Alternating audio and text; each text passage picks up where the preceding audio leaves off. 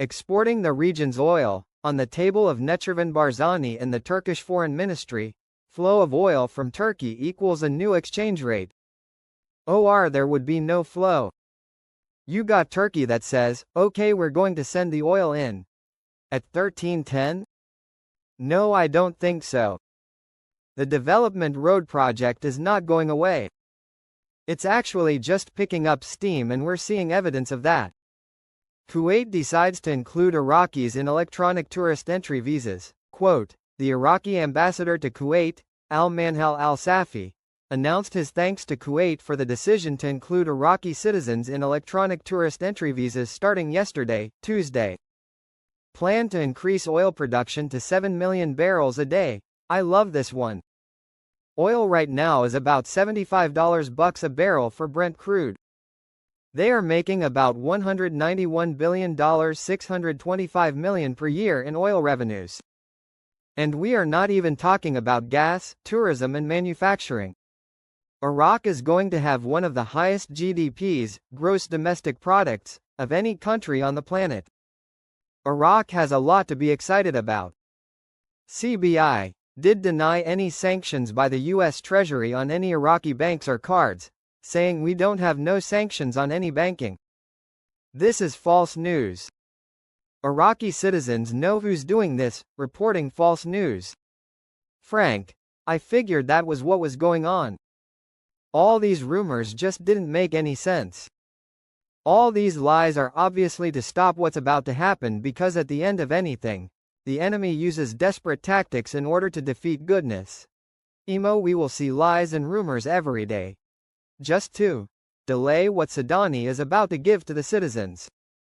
They want to prevent Sudani's monetary reform. Increased adoption. As more individuals and business use the IQD, demand rises, increasing its value. Speculative trading.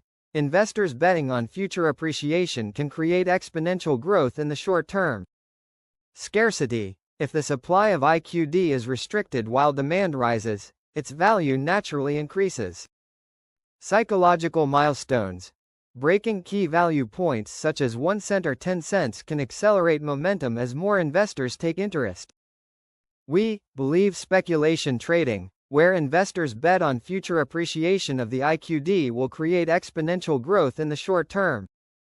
We also believe psychological milestones will play a major part in increasing the value of the IQD.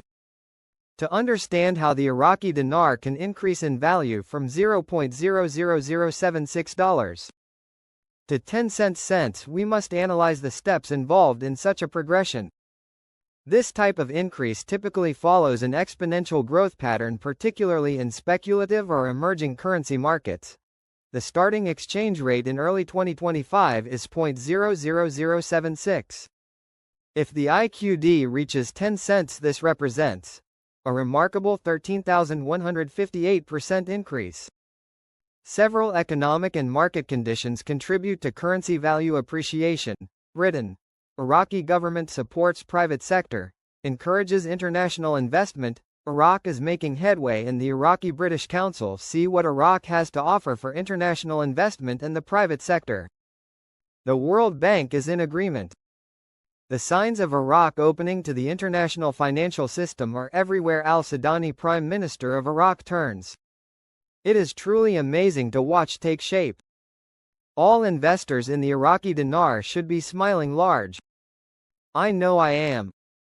Saleh on television. He says the Iraqi dinar will regain its strength and the exchange rate will return to balance sooner or later. Frank, this is the finance minister telling the Iraqi citizens, hey, the Iraqi dinar will regain its strength. So you're trying to tell us that 1310 is going to be soon removed. 1310 is an imbalanced rate. What is balanced? Anything at 1 to 1 and above. Firefly. He also said this decision depends on completing the methodology of the financial and banking reforms. Frank, consider this the final countdown. A good one from Iraq. Parliamentary praise for the strategy to support national industry. This one talks about everything Sudani is doing. He is convinced they have one shot to fix things and give a new value to the currency of the people in Iraq. They are creating a juggernaut of a good economy in Iraq. The President of the Republic approves the amendment to the budget law. This was the main issues from the Kurdistan region in the monthly salary payments they were receiving for their share of the oil revenues. They wanted more in the budget, and so now they have it. I want everyone to know that the passing of this bill is not the oil and gas law and is not going to trigger the RV. Do you have any other friends in the area where you live that can go with you to exchange? Because if you go by yourself, okay, but if you go with other friends that have a lot of dinars too, all of a sudden what you're asking from the bank has even more power, more authority for them to waive it, fees and whatnot. I know some group people are working, but they won't tell me what they are doing, just that they have their nose to the grindstone. I think that is positive. A circulated document signed by the Iraqi Minister of Finance, Taif Sami, indicating the existence of a large financial deficit in the Iraqi state treasury, has raised questions, if true, about the possibility of Iraq requesting financial assistance from the United Nations and the United States of America, especially with the large financial spending in addition to the issuance of American sanctions on Iraqi banks and preventing them from dealing in dollars in external financial transfers.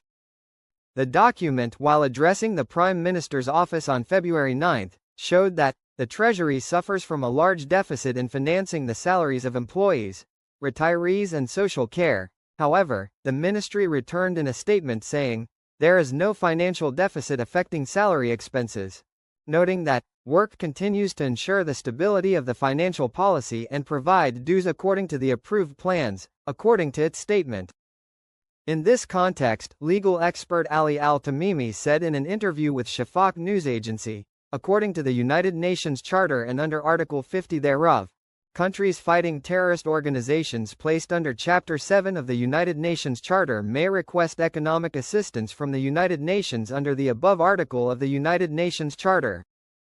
Al-Tamimi explained, it is known that ISIS was placed under Chapter 7 by virtue of UN Security Council Resolution 2170 of 2014. And various countries have announced their readiness to provide economic assistance to Iraq, including Britain. Therefore, Iraq can request assistance from the international community and the United Nations to rebuild destroyed cities, confront the consequences of the war on terrorism in accordance with the above, and recover the smuggled funds estimated at $350 billion.